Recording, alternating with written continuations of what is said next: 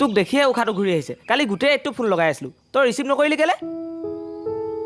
কিমান বেয়া সপোন এটা দেখিছিলোঁ তই জানো হা?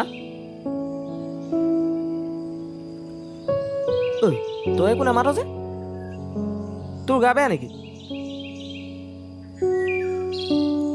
কি হৈছে? একো নাই হোৱা। তেনেহ'লে তই মোক আগৰ দৰে মতা নাই কি? ঐ কি হ'ল হা? একো নাই হোৱা বুলি ক'লো নাই, যাই ইয়াৰ পৰা।